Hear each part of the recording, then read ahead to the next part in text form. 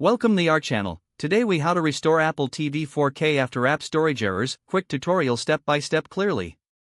To restore your Apple TV 4K after encountering app storage errors, start by ensuring your Apple TV is powered on.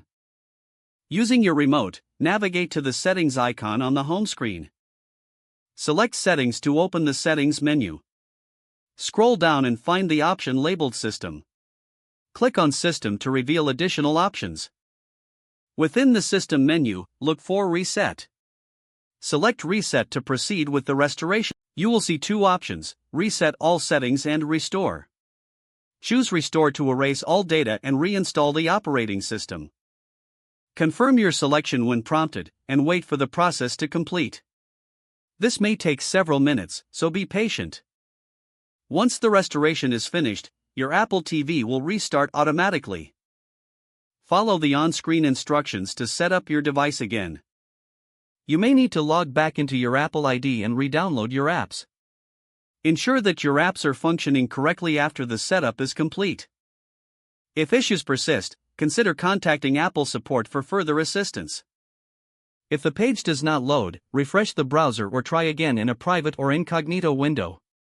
Make sure you are using the correct email address, then retype it carefully to avoid small typos. If your password is not accepted, use the reset option and create a new strong password you can remember. Check your spam folder for verification or security emails, then complete any requested confirmation steps.